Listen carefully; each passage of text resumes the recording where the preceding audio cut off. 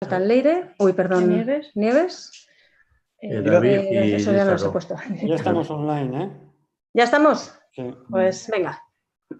Nik esan behar du sentitzen dudala, baina justu kendu dut abotsa eta kamera, eta orain berriro ipini dut abotsa eta kamera ez da martxan jartzen. Orduan, segurazki egongo naizela kamera. Ahora sí. Orain bai. Vale. Ahora sí. Vale, perfecto. Eskerrik asko, barkatu. Hasiko gara orduan gaurko plenoa. Arratsalde on guztioi, hasiko gara gaurko osoko bilkurarekin. Lehenengo eta behin esan behar dugula hori, 3 zinegotzi ez daudela gaur. Gure taldetik, Nieves San Sebastián, ez dago momentu honetan, baina etorriko da, eta EH Bilduren partez, gaur ez daude, ez Izaro, ez da David Crestelo ere ez, ezta? Txikirik edo esplikazioa esan nahi baduzue? Bai, eskatu digute mesedez adieraztea Izaroren kasuan lana arrazoia baitik dira, justu gaur egin klasea zeukan unibertsitatean eta ezin aldatu, eta David gaitik, bera asuntu personalak gaitik ere ezin izango du parte hartu. Bale. Barkamena. Geratuko da, edo adieraziko da aktan. Eskerrik asko azalpenengatik eta hasiko gara gaurko gai zerrendarekin. Lehenengo eta behin, onartu behar ditugu, horrela bada, bi akta. Aurreko batzarretako aktak onartzea eta dira 2020ko ekainaren 3ko ezoiko batzarrekoa eta 2020ko irailaren 24ko ohiko batzarrekoa. Tendríamos que aprobar como primer punto del orden del día, si es que así procede, la lectura y aprobación de 2 actas que tenemos pendientes de sesiones anteriores. Comenzaríamos por la extraordinaria de 3 de junio de 2020 y después la ordinaria de 24 de septiembre de 2020.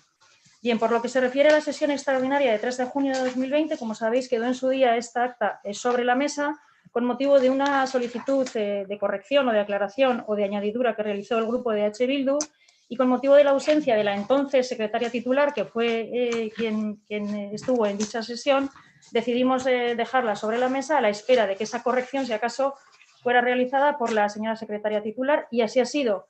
Para esta convocatoria de pleno y de comisiones de la semana pasada ya se os facilitó el acta de la sesión de 3 de junio, la extraordinaria de 3 de junio, con la corrección que se ha añadido, si no me equivoco, en la página 23 del acta.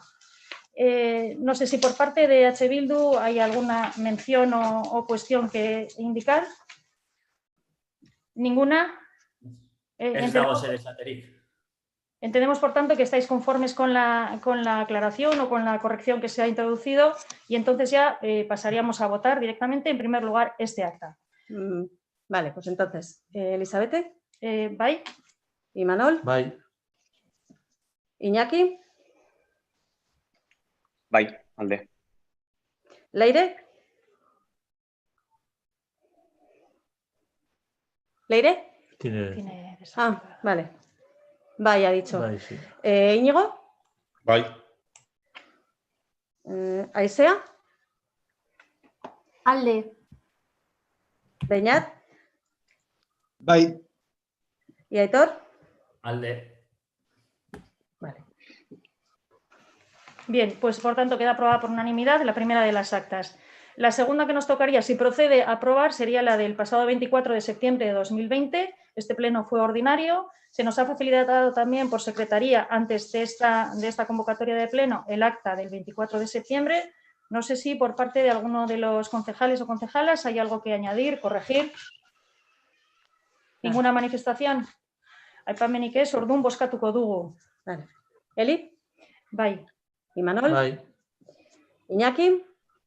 Bai, alde. Leire? Bai. Íñigo? Bai. Aizea? Bai. Beñat? Bai. Eta Aitor?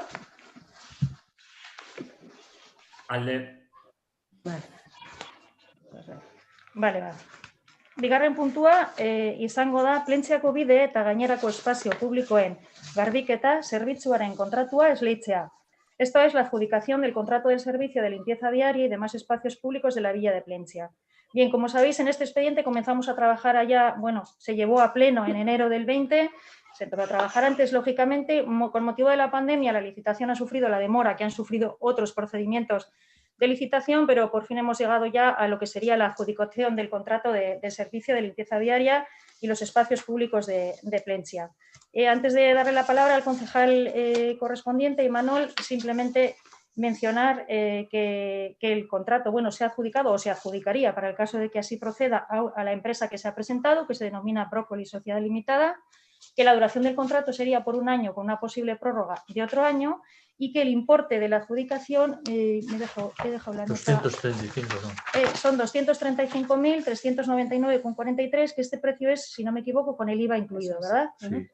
Bien, y hoy nos tocaría, si así procede, votar la adjudicación. No sé si por parte de Imanol quieres hacer alguna Bueno, añadidura. la verdad yo creo que quedó claro en la comisión que celebramos el otro día y que, bueno, en principio solo se presentó esta empresa y cumple todos los requisitos estipulados en la licitación. Entonces, bueno, pues en principio todo va bien.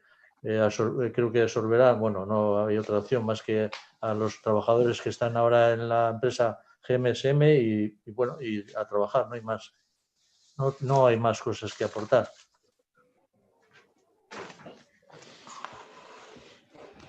¿Queréis comentar algo? ¿Algún tipo de mención? Sí, Aitor. Hartzatu eskua nik, Eli. Ai, barkatu. Perdón. Bai. Bai, gustatuko litzaiguke azaltzea gure bozka.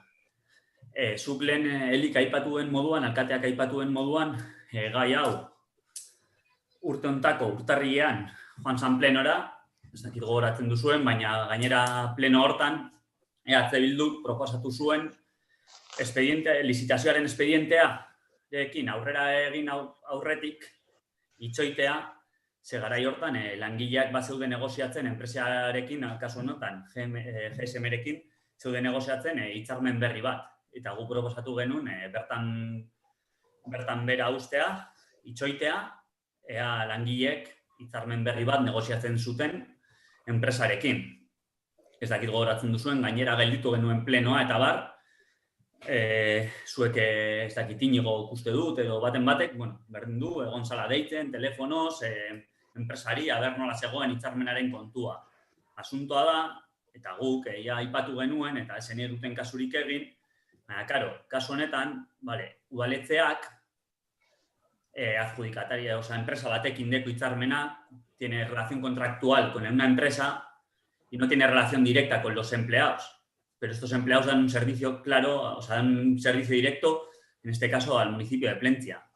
Eta horientzako asko zerrezago da, haien lan baldintzak hobetzeko, lizitatu aurretik, negoziatzea enpresarekin lan baldintzak. Asko zerrezagoa da. Eta guk hori jakinda aipatu genuen mesedez itxoiteko langile hauek daudela negoziatzen enpresarekin eta esen egiten kasurik egin. Eta ez dute eskatzen aparteko ezer, bakarrik eskatzen zuten soldata igoera bat, txiki bat, eta plantilla handitzea apurtzu bat. Hau da, batez ere, haien lan baldintzak hobetzea, ekonomikoki, eta baita plantillaren handitzeak horrek dakarrenarekin, hau da, zerbitzuaren hobekuntza. Eta dakigu, zerbitzu horrekin, kale garbiketarekin hainbat arazo egon dira, ez legealdi hontan, aurreko legealdietan eta aurrekoetan. Goazen duintzera, langileen lana eta zerbitzua bera. Ezen eguten kasurik egin eta oin gaude moduan. Gainera, lizitazioko pliegoetan, emoten zitzaion, 100 puntutik, 97 eskaintza ekonomikoari. Eta ez ziren esarri inongo klausula sozialik. Besterik gabe, orduan, zentzu hortan, ja badakigu prozesua guzti regularra izan dela, zentzu hortan badakigu, beti izan dituela irizpide legal guztiak, baina uste dugu beste modu batez egin zitekela, kasu honetan langileen lan baldintzak hobetzeko eta haiek posible izateko hitzarmen berri bat izatea. Eta horregatik abstenituko gara. Dakit, uste dut azaldu naizela. Sí, Aitor, efectivamente en el pleno de enero se suscitó esta misma cuestión por vuestra parte y se indicó, no recuerdo los términos literales, se indicó por vuestra parte que quedara el expediente sobre la mesa a la espera de esa posible negociación colectiva. Efectivamente, detuvimos el pleno e hicimos una consulta a secretaría y después también se hizo consulta al Servicio de Asesoría Jurídica. Os pasamos las consultas que había en su caso, creo que era la Junta Consultiva de Cataluña, una de ellas, y otra no recuerdo de dónde, que indicaban que, bueno, que por un lado están los derechos, desde luego, de los trabajadores perfectamente respetables a negociar con su empresa aquello que consideren oportuno, y por otro lado discurriría el procedimiento administrativo o el expediente de lo que es la licitación del ayuntamiento, que no tienen, digamos, no guardan relación el uno con el otro.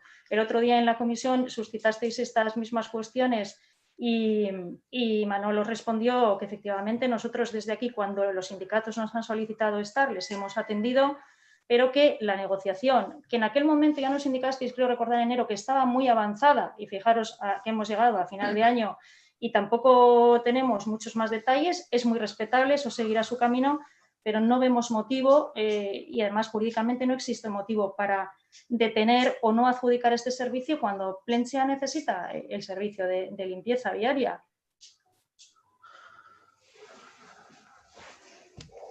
En cualquier caso, vuestro voto es de abstención, no hay propuesta de quedar sobre la mesa en este caso hoy, entiendo. Aquello te has remitido a lo que en su día expresasteis en enero. Bai, Eli, bai, a ber, argi eta garbi esan dudanen amaieran, irizpide guztiak bete izan dira, adjudikazioa aurrera doa, plenotik pasa behar da eta onartu behar da, hori badakigu. Baina heldu gara puntu hontara, langileak greban daude, mobilizatzen ari dira, eta ez ai entzun. Eta es la trampa de la subcontratación. Claro, el ayuntamiento tiene un contrato con la empresa, entonces, que la empresa negocie con los currelas. Ya, joder, pero langile horiek daude zerbitzu bat eskaintzen herriari. Oini porteleko langileak bezala, por cierto. Martxotik ez daukat inongo berririk udaletzeaz. Horiek langileak dira, turismoko bulegoak ere langileak dira, herri hontako langileak dira, eskaintzen dute zerbitzu bat herri honi. Guazen kasu hontan errestera bidea. Zuk lehen aipatu duzu, Eli, eta besterik gabe, aipatu duzu. Kontu hau atzeratu izan da COVID-agatik. No? Esan duzu, eta bitzu, orain gaude, pleno hontan onartzen, bale? Pues langilek, igual, garai hortan esan genuen, bai, negoziaketetan zeudela, negoziaketak nahiko aurreratuta zeudela, eta akaso negoziaketa horiek atzeratu izan dira ere COVID-agatik? Zergatik? Pues acaso, posible da, perfectamente. Bai, baina, bueno, kasu egin izan ez gero, garai hortan, igual egongo ginen hitz egiten beste kontu batetaz, eta jarriko dut gainera adibide moduan ez dakizuen. Baina, aurreko legealdian, zaborren bilketaren hitzarmena berriztu behar zanean, udal gobernuak egin zuena da, izan zen, itxoin, apurtu bat, langileak negoziatzeko enpresarekin hitzarmena. Zeurentzako errezagoa da, hitzarmen hori berriztu aurretik, lizitatu aurretik, negoziatzea. Askoz errezagoa da. Eta hori egin zen aurreko legealdian. Fíjate tú que en un conflicto laboral, en Fadura, lo pusieron de ejemplo.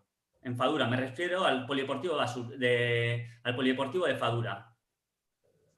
Ahí, entre la empresa, el ayuntamiento de Getxo y los currelas. Pusieron ejemplo lo que se hizo en Plentzia, en la anterior legislatura. Egin ziteken beste modu batez. Erabaki da, ez egita, egin zen, beste modu, guk proposatu genuen itxoitea, ez duzue kasurik egin, eta orain langileak greban daude. Besterik gabe, gu badakigu joan behar dela aurrera, adjudikazioa bakarrik da tramite bat, onartu behar dela plenoan, eta horregatik hasten ditzen gara. Kontrabokatzea ez deko zentzu handirik zentzu hortan, badakigu. No es un simple trámite, es el órgano de contratación en este caso, por el importe y la importancia de la contratación corresponde al Pleno, no es un mero trámite y nosotros, en la medida en que los sindicatos nos han solicitado reuniones, las hemos atendido todas, en su día, en enero y ahora también. Entonces, bueno, hasta ahí podemos llegar. La subcontratación, dices que se debe a la subcontratación, cuando gobernaba Bildu las empresas también estaban subcontratadas. O sea, ¿qué quiero decir? Que la subcontratación no es una cosa de este gobierno. Entonces, bueno, ha quedado claro, entiendo, y habéis expuesto largo y tendido vuestra postura y yo creo que ya pasaríamos a votar. Vale. Pues venga, empezamos. Eli, Sí, Imanol, Bai. Iñaki, Aldeko botoa. Leire, Sí. Iñigo, Bai. Aizea, Abstentzioa. Beñat, Abstentzioa. eta Aitor. Abstentzioa. vale. Pues se aprueba por mayoría simple este punto. Jarraituko dugu. 3. puntua, udal jabari publikoa pribatiboki erabili eta modu berezian aprobetxatzeagatiko tasak arautzen dituen ordenantza fiskalaren aldaketa, ostalaritza establezimenduak D1 epigrafea. Este punto consiste en la modificación, si procede, de la ordenanza fiscal reguladora de la tasa por utilización privativa o el aprovechamiento especial del dominio público municipal para las instalaciones hosteleras. Nos estamos refiriendo al epígrafe D1 que tiene la ordenanza en cuestión. Bien, antes de que intervengan tanto el concejal de Desarrollo Económico como de Urbanismo, simplemente centrar un poco el asunto en el sentido que ya expusimos en las pasadas comisiones del jueves pasado. Se trataría de que la ordenanza fiscal que regula la tasa, en concreto de terrazas, ¿sí? Ha llegado Nieves. Y está Nieves ahí. Y se Vale. está incorporando a Nieves San Sebastián, ¿vale? Arratsaldeon decía que vamos a entrar con el punto 3 del orden del día, que sería la modificación de la ordenanza fiscal, motivado por la situación de la ordenanza fiscal que regula la tasa por las instalaciones hosteleras, es decir, terrazas y demás que se contemplan en el epígrafe D1 de nuestra ordenanza. Como consecuencia, lógicamente, de la situación de COVID y las restricciones legales que se han tenido que imponer y que sufren particularmente el sector de la hostelería, planteamos la posibilidad de modificar la ordenanza fiscal en el sentido de suspender lo que sería la aplicación de las tasas por la ocupación de dominio público de las instalaciones de terrazas durante todo este ejercicio 2020, ya que solemos liquidar esta tasa a finales de año y tenemos la posibilidad de hacerlo. Todo ello, como decimos, para paliar la situación que está viviendo el sector consecuencia del COVID-19. Y esta modificación de la ordenanza, si así la aprobamos, tendría vigor hasta el 31 de diciembre del 2020. Y posteriormente volveríamos a la situación original, salvo que volviéramos a acordar algo similar o lo mismo. Jurídicamente, la forma de hacerlo sería a través de la inclusión de una disposición transitoria en la ordenanza, tal y como ha informado previamente Secretaría por informe que emitió el pasado 13 de noviembre del 2020. Y si queréis, Imanol y Iñaki, explicar un poco el motivo y en qué consiste esta medida. Yo creo que está todo dicho, no sé. Más. Iñaki. Bueno, zentzu honetan, kaixo arrastian, garapen ekonomikoko zinegotzetik, pixkat bai gogoraztea zelan ekimen hause plentziako ekonomiari bultzada emoteko plangintzan egoala, hain zuzen eren M4 ekintzan, revisión de tasas a comercio y hostelería edo merkataritza eta ostalaritza tasen berrikuspenaren puntu horretan, eta, zuzen ere, kasu honetan, merkataritza eta ostalaritza jarduerakiko kostuak murriztea du helburu bezala, eta, plangintza honetan sartutako ekimena denez, positibotzat hartzen dugu garapen ekonomikoko zinegotzetik eta horretan. Como decía, es un punto que está en el propio plan de reactivación económica de Plentzia, que se aprobó el 3 de junio en pleno del Ayuntamiento de Plentzia, en concreto en la actuación M4 vinculada a la revisión de tasas a comercios y hostelerías, en la que el objetivo es reducir los costes por la actividad comercial y hostelera, ¿no? Exonerando de algunas, de una selección en este caso, de unas tasas. Simplemente, matizar la situación tan dura que está viviendo el sector, lo hemos podido ver y lo hemos podido reflejar en la mesa de comercio, en la mesa de turismo. Es una situación no deseada por ninguno de los sectores y por ninguno de los agentes públicos y sabemos que todo esfuerzo siempre va a ser pues un mero apoyo y una ayuda y que probablemente no sea suficiente, pero que esta es una de las actuaciones y uno de los compromisos que adoptaba este plan y que gracias al trabajo de la concejalía, en este caso de Hacienda, y del equipo técnico, se ha podido proponer, ¿no? Y en este caso, desde la Concejalía de Desarrollo Económico, valorarlo favorablemente.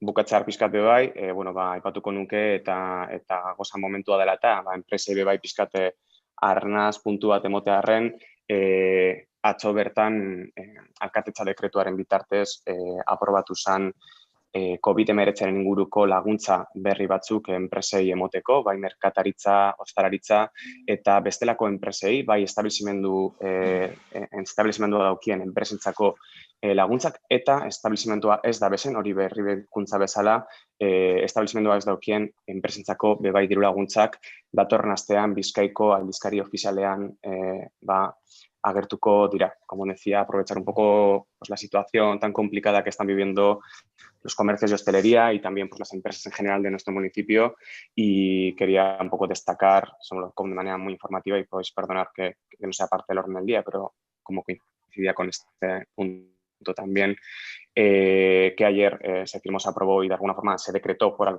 través de un decreto de alcaldía la segunda convocatoria de ayudas a empresas, en este caso comercio, hostelería y otros tipos de empresas, tanto con establecimiento comercial y en este caso como novedad sin establecimiento comercial, ayudas económicas que estarán disponibles para solicitar a partir de la semana que viene, se publicarán en el boletín oficial de Vizcaya y bueno, sabiendo y siendo conscientes de la situación que hay, pues es un esfuerzo importante por el ayuntamiento y esperemos que pueda ayudar un poco ¿no? en estos meses tan duros a nuestras empresas. Es que ricasco. Uy. Vale, pues si no hay más intervenciones, no veo ninguna mano. No. Beñat está levantando la mano. Venga. Sí, Beñat, aurrera. Bueno, komertzio eta turismo zinegotziak esan duen arira, diskurtsoarekin jarraituz, gu bagenekien hori, ez dakit zure asmoa baldin bazen horretaz informatzea guri, jakinaren gainean geunden, ez dakit beste norbeiti saltzeko, baina puntu honek ez dauka zerikusirik zuzena gaiarekin. Bai komentatu nahi genuen, beste gunean, pasadan asteko batzordean, baietz bozkatu genuen, alde gaude, hartutako neurriare alde gaude, eta ahaztu zitzaigun, eta horregatik aldez aurretik barkamenak eskatu nahi dugu, baina gure asmoa zen proposatzea ere, zerga honen murrizketari gehitzea ere bai estolderia eta zaborren zergaren murrizketa edo kentzea urte honetarako. Digo que, que por una parte que ya estábamos informados de las medidas que había tomado el comercio y hostelería y turismo en cuanto a las medidas que ha comentado el concejal y, que si su función era explicárnoslas a nosotros, ya estábamos, ya las conocíamos. Por otra parte, explicaba que en la reunión, en el bachorde de la semana pasada, pues que efectivamente votamos en favor de esta medida y que se nos olvidó elevar la propuesta de que a esta medida se añadiera también la retirada de las tasas en cuanto a alcantarillado y basuras a los comercios y a los hosteleros. Entendemos que ahora no es el momento para votar, pero queríamos hacer constancia de esta propuesta, ya que se nos había olvidado. Entendemos también que ahora no podemos tomar la decisión, que está fuera del orden del día, pero si se puede hacer, si todo el ayuntamiento está a favor de esta medida, pues estaríamos dispuestos, ayudaríamos en la preparación de un pleno extraordinario para aprobar esta medida. Besterik ez, eskerrik asko.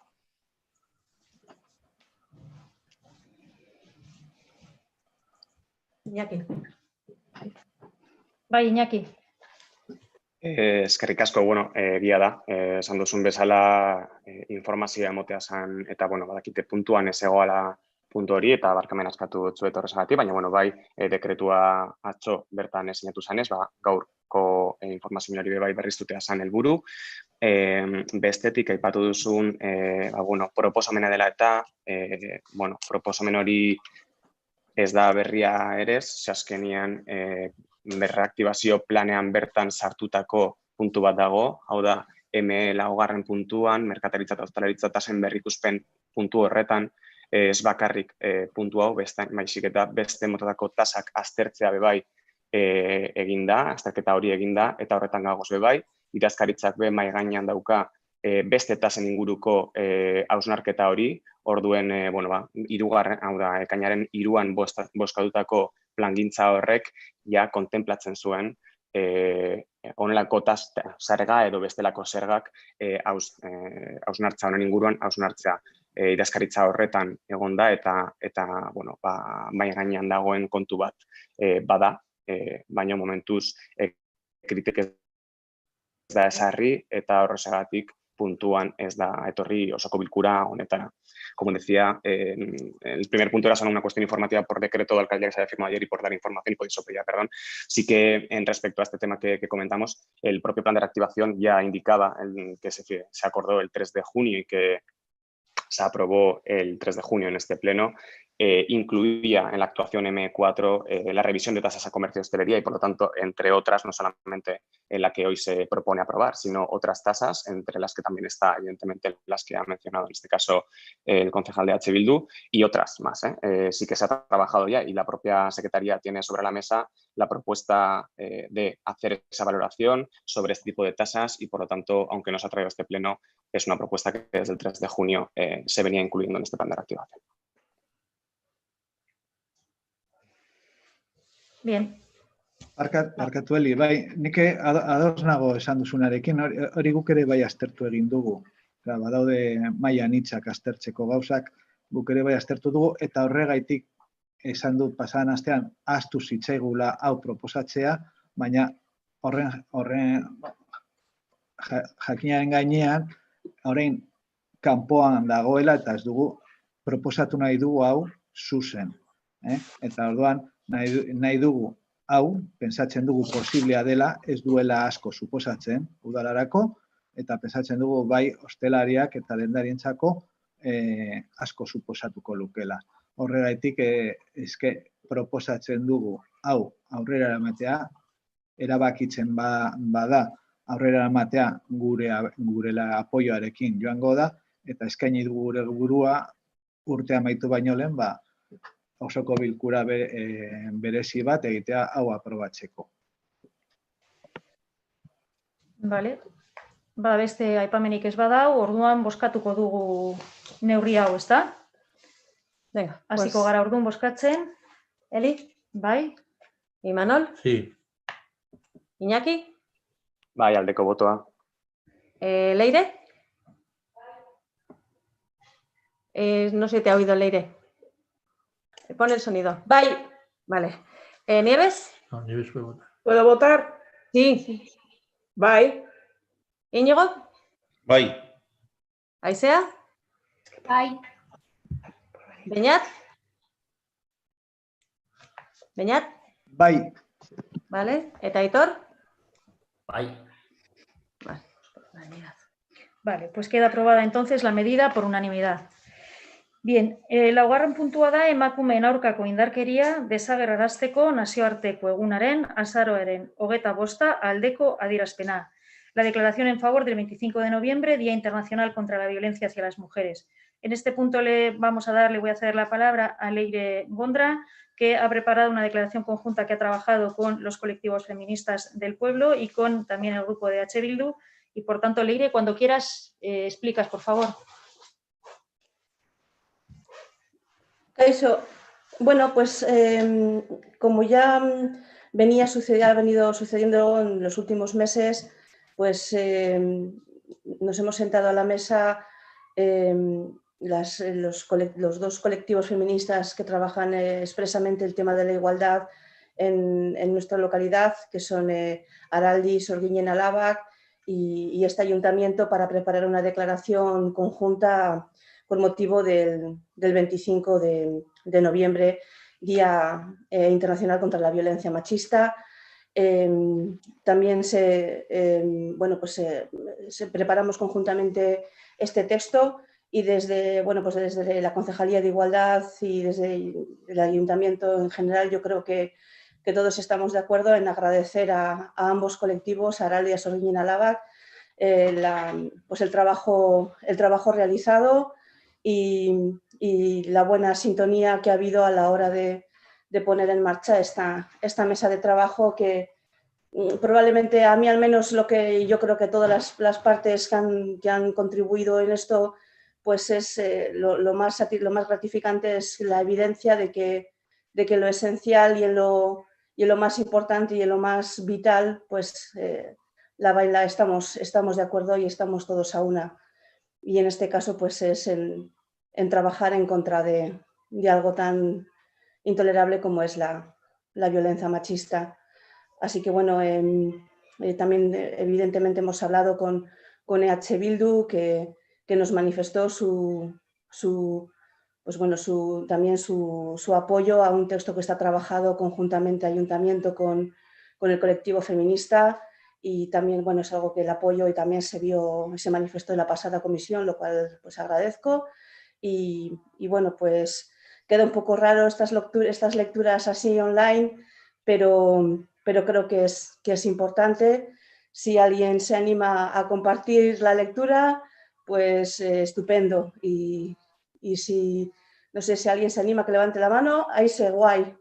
Perfecto, pues para no hacer la lectura íntegra herderas, íntegra euskeras, que se nos va a alargar mucho, vamos alternando párrafos y así podemos pues dar cuenta del texto íntegro. Bai, ez dakit orain den bidezkoa gure bozka azaltzea edo gure hitzak esatea eta gero biak batera irakurtzea eta horrela ematen dugu puntua bukatutza, Teli, edo bestera batera egitea nahiago duzun. Zer nahiago duzu, lehenengo bozkatu? Bai. Ez. Gure azalpena, igual, komunikatua batera irakurri baino lehenago, beste barik, baina zuk esaten duzu moduan. Bai, ez dau problemarik. Esan nahi baduzu. Bai, dinote, Leirek aurreratu duen moduan, gure bozka baiezkoa izango delako, horrela azaldu genuen batzordeetan, baina bai daukagu pare bat gauza esateko, eta nire ustez igual politagoa da esatea orain esateko daukaguna eta gero biok batera irakurtzea. Bai, orain arte esan dudana, ez? Eta zuk ere berretsi duzuna. Gure ustez, eta ez da lehen aldia horrela azaltzen duguna, mugimendu feministarekin lantzen den testu bat guretzat ordezkaritza nahikoa da. Hau da, berdintasun zinegotzigoak Araldi eta Sorginen Alabakekin bilera bat baldin badu, abotsa ematen baldin badie, errastasunak ematen baldin badizkie, eta hala izan dela jakin dut, Goñi portal ireki zaiela eta guztia, gu ordezkaritzarengatik, apartatu zinegotzigoarengandik ordezkatuak sentitzen gara, eta gure ustez hori da bide egokia horrelako adierazpenak egiteko. Gainera azaldu genuen bebai Leire zinen egon, baina testua gustoko genuela eta beraz alde bozkatuko genuela. Dena dela, eskaera bat ekartzen genuen, eta horregatik esaten nuen lehenago azaltzea igual egokiena zela, ze hitzetik ekintzetara pasatzeko momentu aldu dela iruditzen zaigu. Zergatik esaten dugu hau, aurreko pleno batean, berdintasuneko partida zeron geratu delako. Eta, paperak dena aguantatzen du, baina uste duguna da, adierazpenetatik aratago, tailerrak egon behar direla, hitzaldiak egon behar direla, ekintzak egon behar direla, eta agenda feminista, agenda politikoan txertatu alizateko adierazpenaz aparte zeu zer gehiago egon behar duela. Dena dela, adierazpenarekin guztiz ados, eta holako prozedura eta edukia duen edo zein adierazpenekin gurekin kontatu izango duzu Leire. Bai, Leire. Sí, es que como la pantalla me cuesta ver si está silenciado o no, pues vale. Vale, es que ricasco y sea. Sí, por supuesto, aquí lo importante son las palabras, pero sobre todo son los hechos, en eso no hay discusión. Y por supuesto, desde esta concejalía se trabaja también la igualdad, también con hechos. Muchas veces es trabajo, pues de ese trabajo que no trasciende, pues por razones a veces, por temas de discreción, por temas, en fin. Y con el tema de la agenda feminista también, dentro de poco anunciaremos también, porque ya es algo que también hablamos en la mesa con Sorguiñen y con Araldi, también vamos a poner en marcha acciones de agenda feminista para poder elaborar esa agenda feminista. No son tiempos fáciles para hacer talleres, para hacer otro tipo de actividad participativa, que muchas veces además con ese tipo de cosas funcionan mucho mejor cuando existe un contacto, pero bueno, que vamos, ya te digo que en breve, ya las próximas fechas de esa agenda feminista de la que hablabas, Aisea, se va a dar a conocer y en eso estamos trabajando, por supuesto que sí. Bale, ba. Orduan orain irakurriko duzue? Perfecto. Bale, ba. Leire, nola egingo dugu, lehenengo zatia nik euskeraz eta gero zuk erderaz? Venga, ba, bota. Bai, zuk nahi baduzu hasi, niri berdin zait, Bota, hasi zu, eta gero nik hartuko dut hitza. Vale, pues erdira arte erakurriko dut, bale? Venga, ba, ederto. Azaroak 25, adierazpen bateratua, indarkeria matxistaren aurkako nazioarteko egunaren karietara. Badira lerro batzuk ez liratekeenak idatzi behar, egundo, esaterako adierazpen hau. Urtez urte, azaroaren 25ean mugimendu feministak, erakundeek eta herritarrek amorruz goratzen dugu ahotsa argi usteko nazkatuta gaudela indarkeria matxistarekin. Urtez urte emakume batzuei eta besteoi egokitzen zaigu hitzak elkartzea adierazteko hemen gaudela irmo gaitz horri aurre egiteko. Eta ez zaigu gustatzen. Ez zaigu gustatzen zer egin hori. Ez genuke ibili behar adierazpenak idazten. Ez bailukete izan behar beharrezkoak. Baina emakume bakar batek jasaten duen bitartean indarkeria matxistaren adierazpen bakar bat, hortxe egongo gara geu ere. Erasotzaileei argi usteko aurrean gaituztela. Urtero indarkeria matxistaren aurkako nazioarteko eguna hurbiltzen den bakoitzean gauza bera galdetzen digute. Zer egin behar duzue aurten azaroaren 25ean, eta erantzuna beti izan liteke berdina. Salbuespenik gabe, borrokatu. Borrokatu urteko egun guztietan egiten dugun bezala. Urtarrilaren batetik abenduaren 31 arte. Hau, iraupen lasterketa bat delako. Denon konpromisoa eta ahalegina eskatzen duena. Eta mundu osoko milaka emakumek egunero jasaten dutelako indarkeria matxistaren adierazpen anitz eta mingarrienetakoren bat. Beraz, aurten ere hementxe gaude. Adierazpena prest eta odola bero. Izan ere, naiz eta egunero borrokatzen garen, genero indarkeriaren aurka, aldarrikapenerako egun hau bosgorailu garrantzitsua eta kontzientziak astintzeko eta indar gehiago batzeko. Aurten COVID-19 dela eta ezingo ditugu kaldeak bete manifestazio batekin, baina hemen gaude berdin, tinko lanean eta antolatua, musikoak ez dira mozalak. Espainiak estaltzen dizkigute, baina ahoa ez.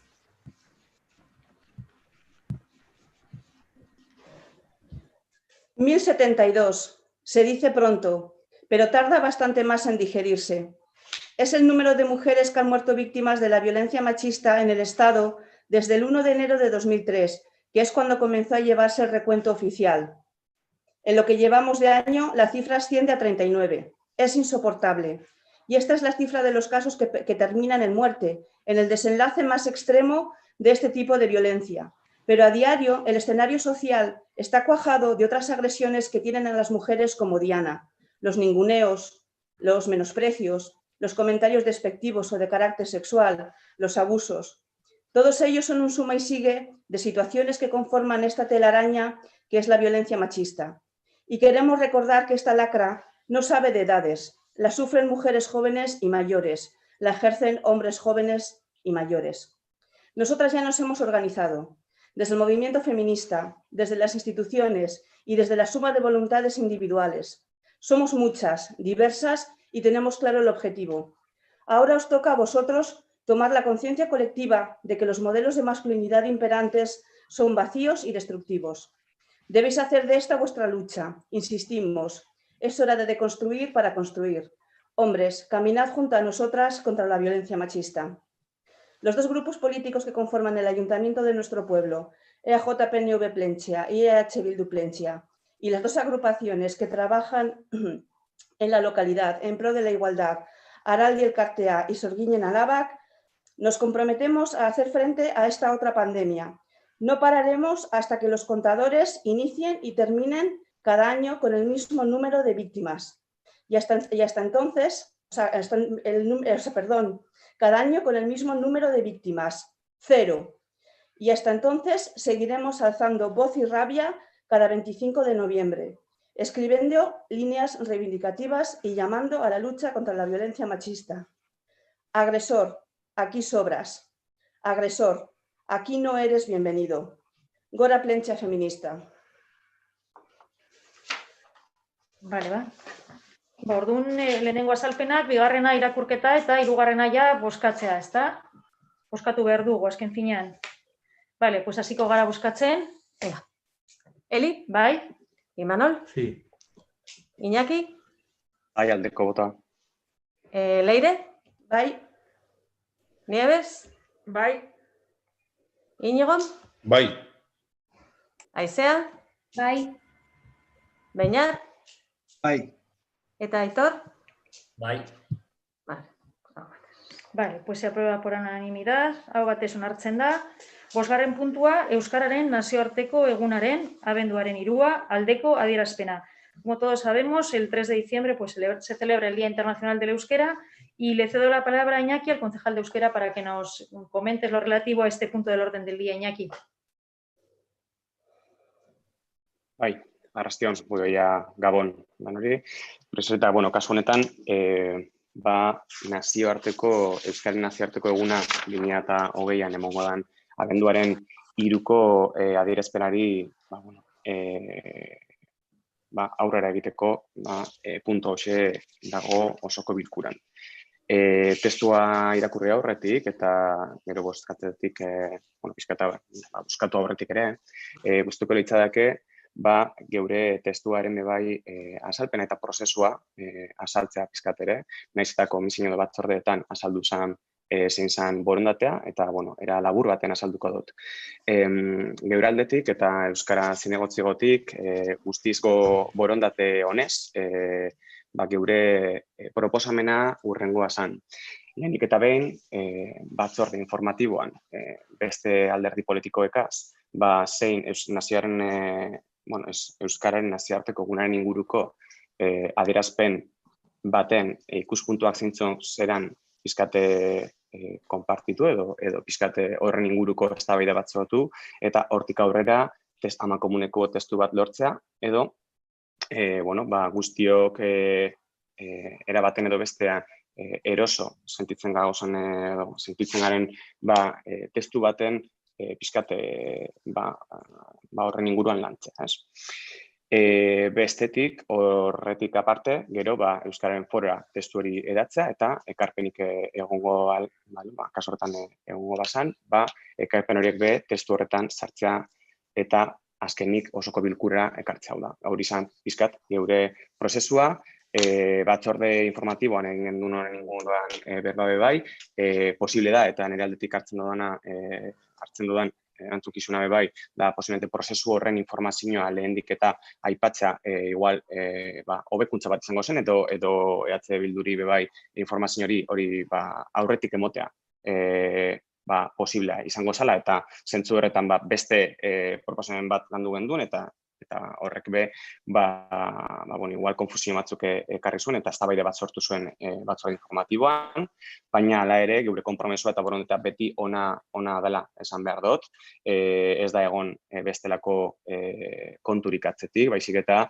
pentsatu nuen prozesua izan zitekela batzorde informatiboan pizkat ikuspuntu horien parte hartu emona emotea, bestetik Euskararen Forora dokumentua bilatzea eta azkenik osoko bilkuran bozkatzea. Orden, hor egon direzan eztabaida direzela eta barkamen askatzen ditut bai, ze oso erosoaz dan eztabaida sortu zen eta geure aldetik beti ere Euskararen inguruan borondate honezko proiektua aurrera eroan gura dugu.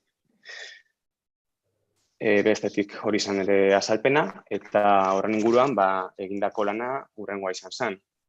Batzorde informatiboren ostean, testu berri bat geure proposamena islatu gendun, EH Bilduri bebai, beste alderdiari, esanez, bai eudel eta beste erakundeek erotako testua nahiko interesantea zala proposatzen nuen, ze azkenian pasan edo iazko urteko dokumentu hartuta edo adierazpen hartuta eta aurtengoa bebai kontan hartuta COVID eta bestelako egoera martxan edo kontuan esaten duen adierazpen bat danez, hori izan geure proposamena. Hau da, kasu honetan, Euskaren Nazioarteko Eguneko testu konkretu bat ekartzea, gaur irakurriko dodana, eta pasan urteko konpromezuak beti ere mahai gainean edukitzea eta datorren urtetan horretan lan egitea. Bale, eskerrik asko. Iñaki, orduan irakurriko duzu testua, Aizeak zeo zer esan nahi duzu? Ez? Ez, izildu denez eta pentsatu dut agian bazela hitza hartzeko momentua, baina irakurriko baldin badu, ostean hartuko dut hitza. Berdin dut. Nahi duzuen moduan, zer nahiago duzu, Iñaki, lehenengo irakurri edo? Berdin, jata, eurek zitzen zen, zeurentzako erosoa den eran. Irakurriko dugu orduan? Bai. Ederto. Barduen, 2008ko Euskararen Nazioarteko Egunerako adierazpena hurrengoa da. Proposatzen duguna osoko bilkura honetan onartzeko. Euskara aurrera bide, gizartea euskaraz bizi berritzea helburu duen testua da. Inoiz inork pentsatuko ezukeen eran jo gaitu gaitzak. Beste horren beste gaitzaren ondorioek. Mundu osoa, gizarte guztiak, egitura guztiak, pertsona guztiok jarri gaitu geure benetako neurriaren aurrean, buruz buru. Kupidarik gabe utzi du agirian ahaztu nahi genukeen zerbait, zaurgariak gara, zaurituta gaude. Erantzukizunaren bidetik heldu diogu erronkari, denon indarrak batuz. Baitakigu ez dagoela beste interbideik. Euskararen hiztun elkarteak ere sufritu du pandemiaren eragina, bereziki erabilera mailan. Zentzu horretan, erakunde publikoen konpromesua sendoa eta egindako lana handia izateagatik ere, ezin izan diogu nahi bezala erantzun. Euskaldunok, baina, ezin dugu ahaztu badela funtsezko ekarpen bat. Gizartea ahalegin itzel eta miresgarri horren osagai ezinbestekoa eta geure esku soilik dagoena. Euskaraz egin behar diogu aurre munduari, mundu mailako krisiari. Euskaraz egin behar dugu ilunpetik argira eramanko gaituen bidea. Euskaraz sendatuko gara, euskaraz sendatuko dugu geure gizartea, euskaraz bezarkatuko ditugu mundu osoko gizakiak. Bat garelako, euskaraz bat mundu osoarekin. Horixe da euskaldunok neurri batean edo bestean euskaraz bizi garen munduko herritarrok alegia, euskara gero eta gehiagorekin eta gehiagotan erabiliz gizagerapenari egiten diogun ekarria. Gizarte kudeaketa aurreratuari gaineratzen diogun balio erantzia. Banakaltzen diogu, jakina, euskaraz gero eta gehiago bizitzeko konpromesoari. Nahitaezko zutabea baita norberaren egin ahal hori edozein aurrera bidetan.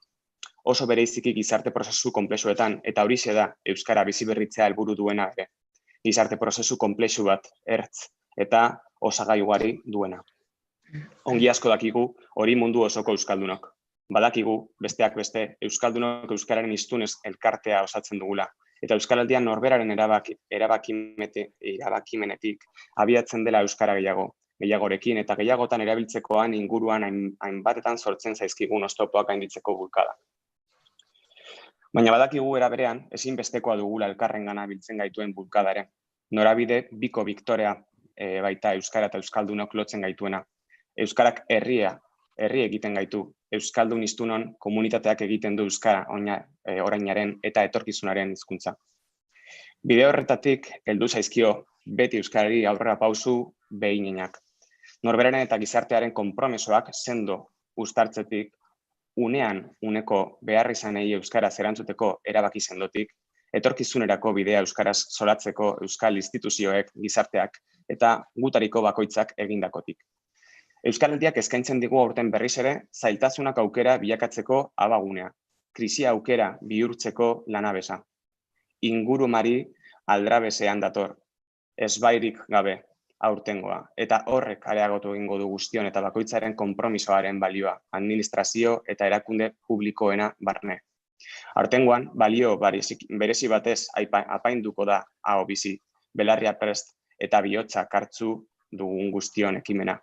Aurtengoan, inoiz baino erabakigarriagoa izango da euskararekiko gertutasunezko keinu praktiko oro. Euskal hiztunongandik zein euskararen zabalkundean erdaratik lagundu nahi dutenengandik datorrela ere. Esanahi berezi batez jantziko da urten, ezinbestez euskara gehiagorekin eta gehiagotan erabiltzeko ahalegina. Egoki zaindu atala larritik ateratzeko erabakiari, euskaraz ateratzearen ezinbestekotasuna erantziko diogu euskal hiztun naiz euskararen lagunorok. Izan ere, bagenekien euskaraz etorrela geroa, euskaraz ere mintzo dela etorkizuna, eta aurten beste zerbait ikasi dugu, egoera zaietatik ateratzeko eginalean lagungarri dugu euskara, bide lagun ezinbestekoa. Krisialditik sendoago ateratzea helburu dugun honetan, erabil dezagun euskara ere aurrera egiteko lanabes gisa. Euskaraz bizi berrito behar dugulako gure gizartea, euskaren ahotsa zor diogulako munduari, euskaraz garelako mundu herritar, euskara aurrera bidea delako. Beste barik. Eskerrik asko, Iñaki. Aizea, zeo zer esan nahi duzu? Barkatu, ez nuen topatzen esku altxatzeko botoia.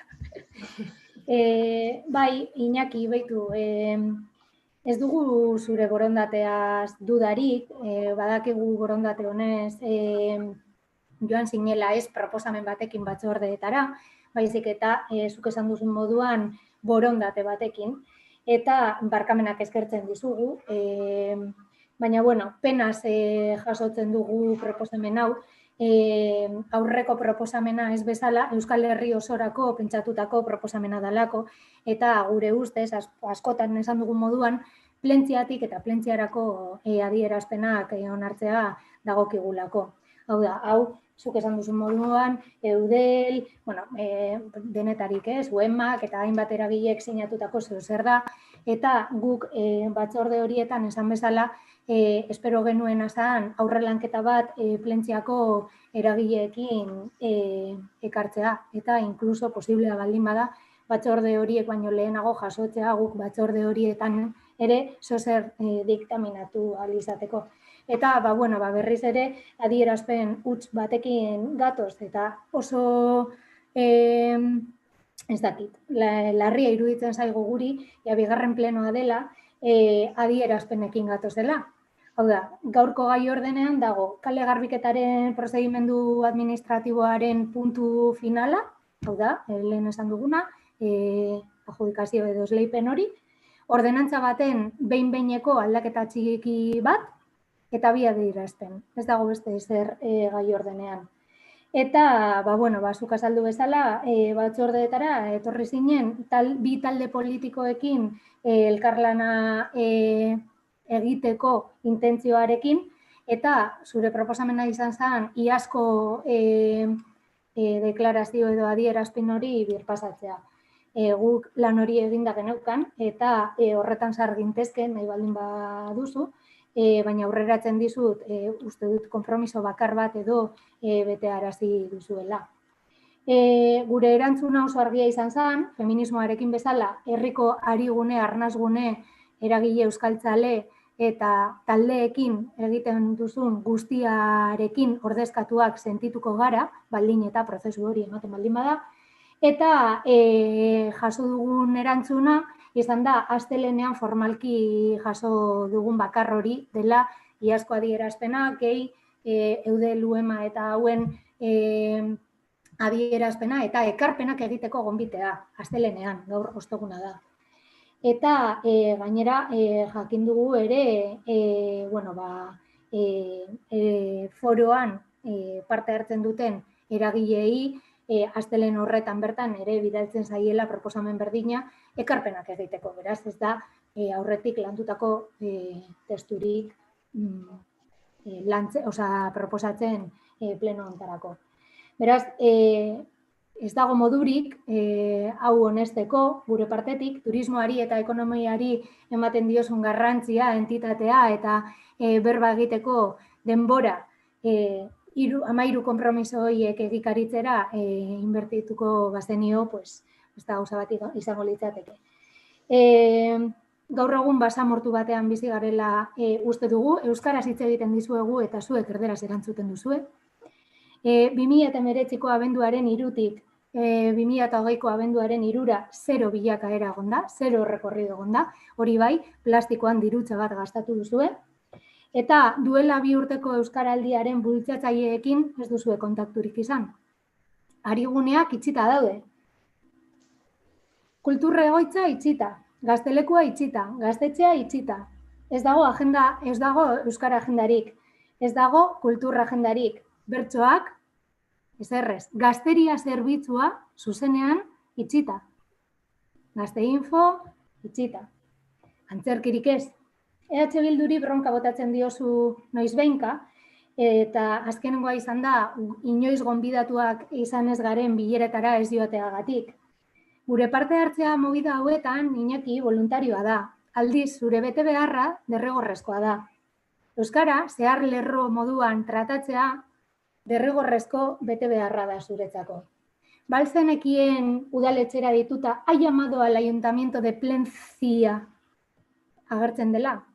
Bai, badakizue, guk esan dizuegu ere adibidez akatsak zeudela Erribera izteko kartel horretan, guk esan genizuen maskaraz eta gaz derrigorrea kartela udaletxean hainbat lekutan jarrita zegoela, eta abar.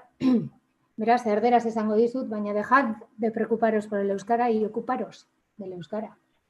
Gero hori bai, jendea animatzen duzu euskaraldian parte hartzeko. Ni hau bizi naiz, eta hau bizi naiz ez bakarrik azaroaren 20tik abenduaren 4 saiatzen naiz hau bizi izaten askotan, eta zinegotzia naizen heinean, udal bilkurak diren ariguneetan ere euskaraz egitea saiatzen naiz, eta pasaren uztailaren 30ean, zu zinegotzia zaren heinean, eta horrela, gainera hasi zinen interbentzioa, euskaraz egiteagatik gaitzetzi, eta gazteleraz egiteko eskaera egin zenidan niri eta Beñati.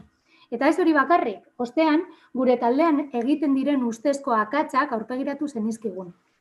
Zu zeu. Eta hau bizi, Iñaki, alden guztietan euskaraz egitea da, eta belarri prest gutxieneko euskara ulertzea da. Eta gure ardura da. Eta gakoa joeran dago eta ez gaitasunean. Udal gobernua eta PNV argazkiak bai, baina udal bilkura arigune bihurtzea horretaz ez duzu ezer jakin nahi. Estiloen talkaz aritu gara askotan. Zu teknikaria eta plastikozko kanpaina garestiak kudeatzeari deitzen diozu politika publikoa, eta guk eragileekin elkarlanean aritzeari deitzen diogu politika publikoa. Zuk hitz egiten diguzu erabakigune estrategiko ez, eta esaten duzu guk bai herriari hitz ematen diogula eta ez dakiz zer, baina gero erabakiguneetan ezer ez dugula egiten, eta guk gogorarazi nahi dizugu hemen plentzian zaudela eta berari zor diozula begirunea. Herri hau eta hau harrotasunez azaltzen dizugu eragile sozial, kultural eta deportiboez josita dago. Eta azken momentuan email bat bidaltzea ekarpenak egiteko ez da begirunez tratatzea. Zuri agian ez zaizu importa, baina askok minez bizi dugu euskararen bilakaera hau.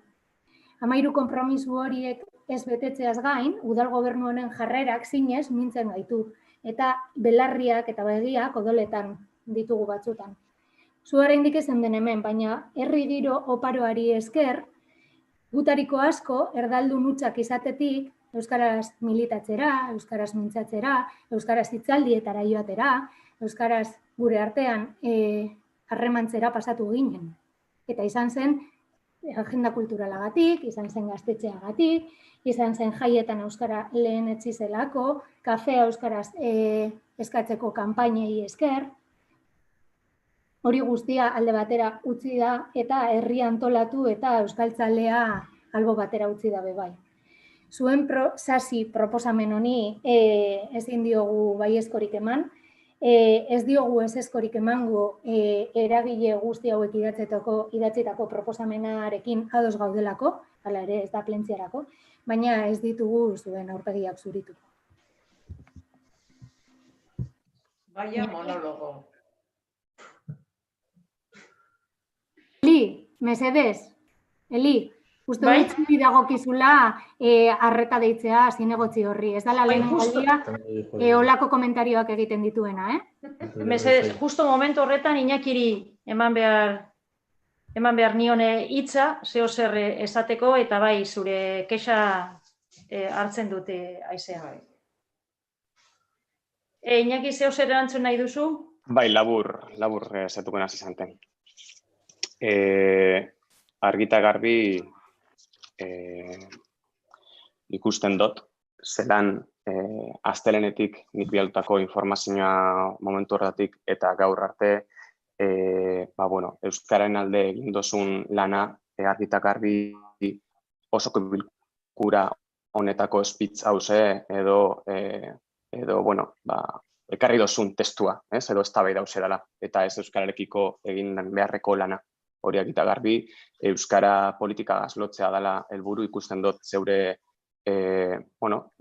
aipamen honetan, eta ez beharrezkoa dugun lan egitea. Argita garbi 3 puntutan eta labur azalduko dut, eta ez noa eztabaidetan sartuko, horretarako beste foro batzuk dagoz.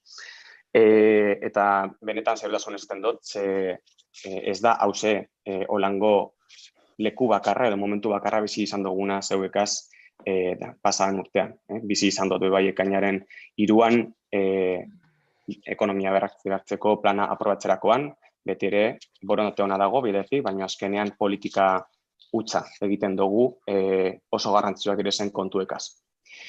Eta Argita garbi ados nago, eragileen parte hartza eta funtsezkoa dela, igual ikuspuntu ezberdinak ditugu, zentzu horretan zelan parte hartu edo ez. Eta baino hala ere, ezin da alde batera utzi instituzioak eta alderdiek bebai erantzukizun zuzen bat daukagula. Eta geure ikuspuntua bebai islatu behar dugula, eta ez bakarrik eragileen ikuspuntua. Hau osoko bilkura bat danez ulertzen dut eta nire ikuspuntua hori zebe bai da, ez? Instituzioak eta alderdiak be erantzukizun zuzena daukagu, eta geure ikuspuntua emon behar dugula argi eta garbi eta saldu behar dugu. Eta horreri esan diozu, zelan ez dan derrigorrezkoa, ez? Zeuk esan duzu, ez dala derrigorrezkoa zeuen parteetza, edo zeuen ikuspuntu partekatze hori, eta ni hori derrigorrezkoa dara ikusten dut. Horrezegatik Argita garbi, ikuspuntu ezberdinak ekoguz.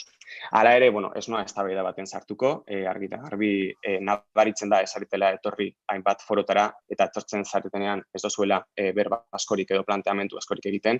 Nabaritzen da ez dozu ezagutzen estrategia berria, euskarako estrategia berria euskal kasu honetan plentziatik eta beste eskualdeko herrietatik bultzatuko estrategia berriaren ildoak ez dozu ezagutzen, plastikoa deritzozun kanpaina eta dela eta beti ere geuk plastikoa gaztetan dugu, baina gero beste alderdiek, bestelako gauzak eta beste plenotan azaldu dut eta ez noa berriz ere ekartzen.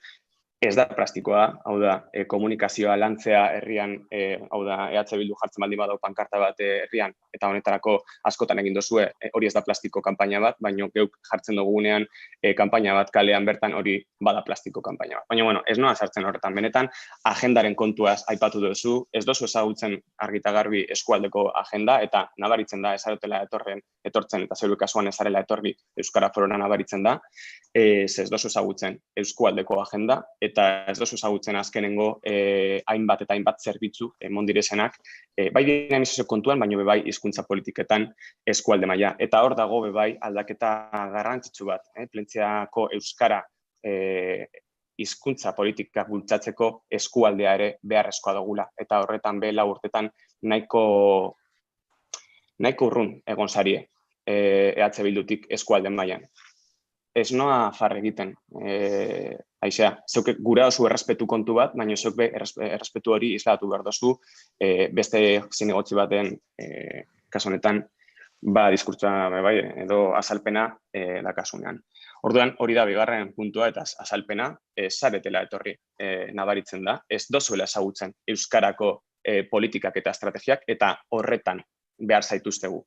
Politiketan eta eskualdeko kontuetan eta herrikoetan bebai, baino horretarako foroetara joan behar da. Esan duzu, gonbidapenik ez dozuela jaso, hala ere, pasatuko dozuet, mendakazu, gonbidapena izan Gorostidi zinegoziari bialdutakoa, Euskaraldirako bialduzan eguna eta hemen dakagu zelan urriaren 15 goizeko 11 eta 29 minutuetan bialduzan korre hori eta hor dago bilerarako deialdia eta izaro.gorostidi@plentzia.euseko horren froga ere eskaintzen dutxut.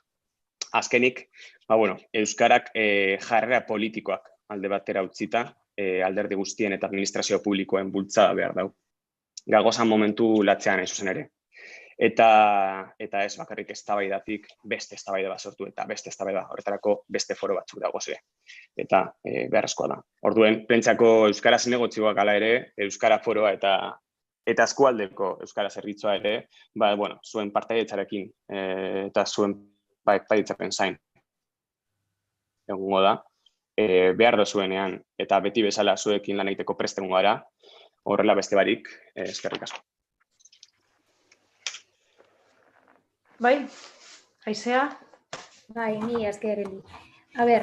Lehenengo gauza da, egon zarela erantzuna iraunduen denbora guztia guri bronka botatzen eta autokritikarik ez duzu inoiz egiten eta uste dugu ez duzula egingo, baina gu horretarako gaude. Horrekoan asko larritu zinen, baina benetan dinotzut, uste dut kokatu behar zarela eta oposizioak fiskaltza lanak egin behar ditu, hori da gure eginkizuna, eta bai, gure parte hartzea olako gauzetan voluntarioa da, Iñaki hori gogoratu behar duzu, ez dela derrigorrezkoa. Derrigorrezkoa da Euskara Zinegotzigoaren betekizunak betetzea. Euskara eta politika esan duzuna hasten dugula. Euskara politikoa da. Zuen jarrera politikoa da. Gure jarrera politikoa da. Euskararen erabilera politikoa da. 2018an, abenduaren 3ko PNV-ren proposamena erderaz irakurtzea politikoa da. Eta EH Bilduren pankartetako plastikoa EH Bilduk ordaintzen du. Zure kanpainak plentziak ordaintzen du. Hori ezberdintasun nabarmena da. Eta errespetuaz hitz egiteko bilatu beharko zenuke igual beste momentu konkretuago bat eta ez justo zure kideak olako komentarioak enof egiten dituenean. Agian errespetua faltatzen baldin badut eta egosten baldin badidazu onartuko nizuke. Baina ni oso espresiboa naiz, barre egiten dut, askotan esan diote Eliri, gainera gomendatzen dizuet gehiagotan egitea, eta hori egiten jarraituko dut barkatu esatea. Bueno, orduan ja, Iñaki, ondo eta denok, ondo baderitzoe, boskatuko dugu deklarazioa. Vale. Bai. Bai? Eli? Bai. Bai. Imanol? Sí. Iñaki? Aldeko boto bai. Leire? Bai. Nieves? Bai. Iñigo? Bai. Aizea? Abstentzioa. Beñat? Abstentzioa. Eta Aitor? Abstentzioa.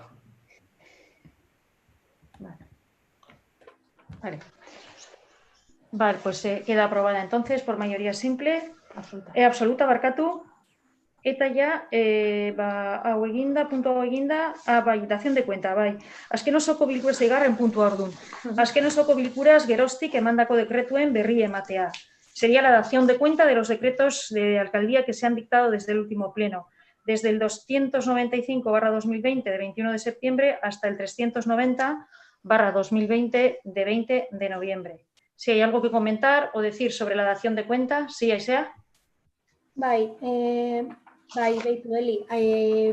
Ekainaren 5ean, erregistro baten bitartez, eskatu genuen dekretuak kontsultatzeko eraginkor bat edo eraginkorrago bat bilatzea ekainaren 3ko plenoan ere komentatu genuen, askotan bidaltzen diguzuelako lista, guk ikuskaritza bat egiten dugu eta horren arabera eskaera bat sartzen dugulako askotan. Ez da heltzen dekretu horien kopia eta komentatu genuen agian modu bat bilatu behar genuela kontsulta horiek egin ahal izateko. Ostera, hainbat plenotan ere komentatu dugu eta precisamente irailaren 24ko plenoan komentatu genuen eta aktan honakoa jaso zen.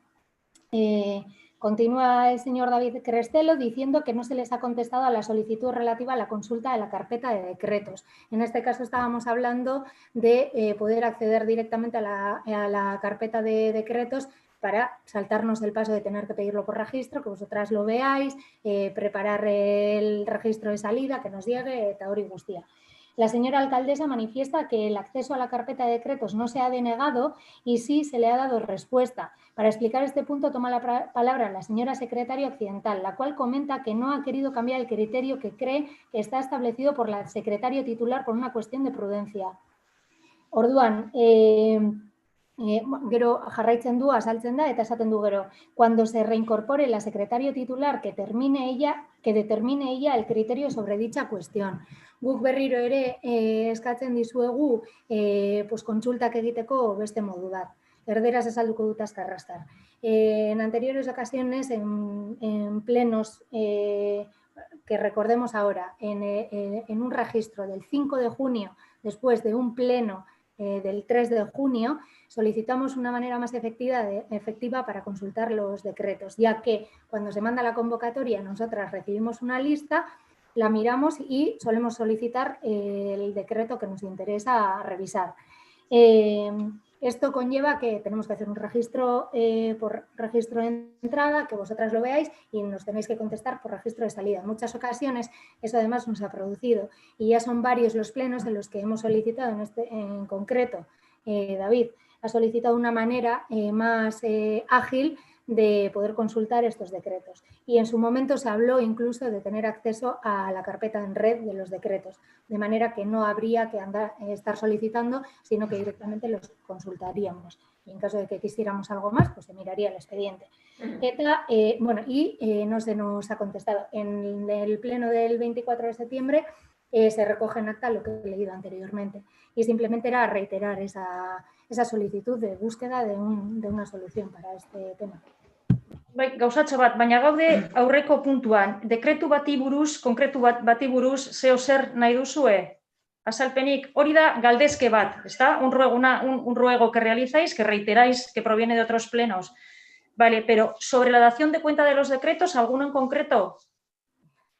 Ya, es que ya entramos en galdezkeak, zuzenean, nahi baduzue.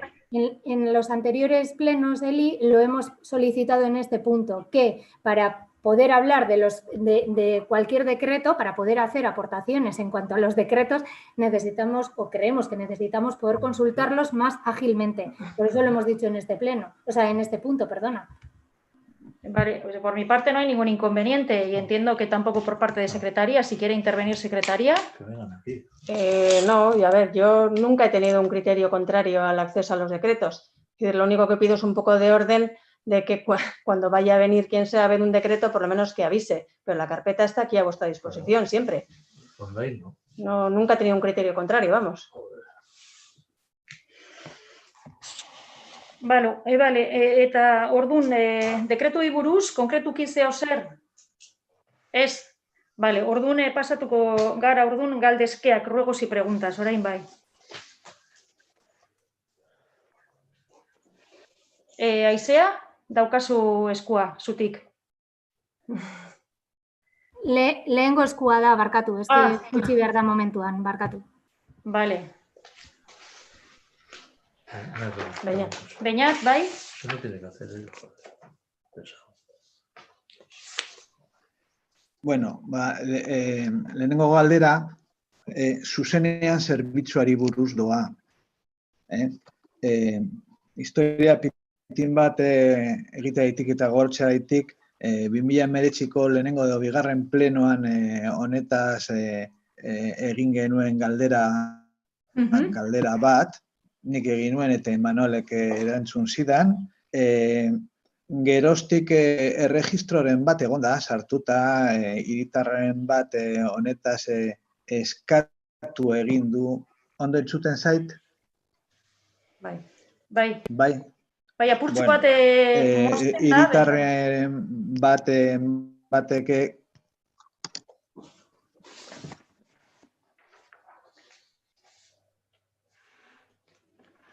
Esan, bai. Abisatzen zidala, arazoak ditudala.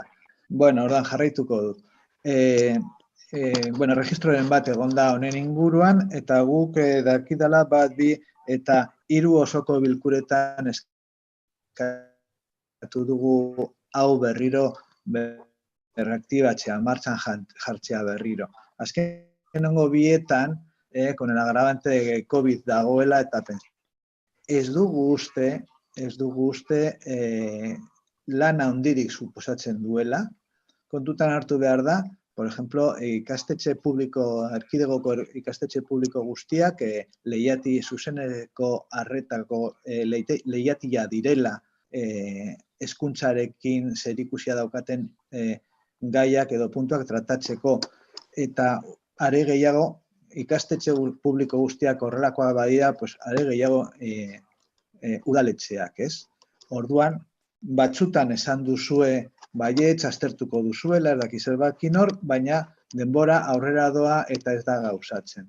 Horregatik eskatzen dugu mesedez, ahalik eta arinen, zerbitzu hau zabaldu, berriro, berzabaldu, eta martxan jarri pentsatzen dugulako oso importantea dela hiritarrentzat.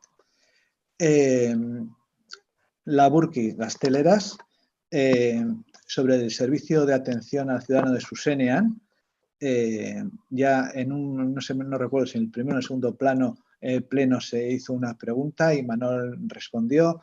Desde entonces ha habido registros de particulares y nosotros, el grupo de Bildu, en 3 ocasiones ha sacado este tema en los plenos durante este año, y pidiendo al ayuntamiento y pidiendo al equipo de gobierno que vuelva a reabrir este servicio, porque consideramos ahora más que nunca con la pandemia que estamos teniendo la importancia de poder hacer un servicio de atención y que pueda facilitar todas las peticiones, todas las necesidades que tengan los habitantes del pueblo, incluso de la zona de alrededor, eskualde, gauza askotarako dala, y pues horregatik eskatzen dugu hau martxan jartzea mesedez.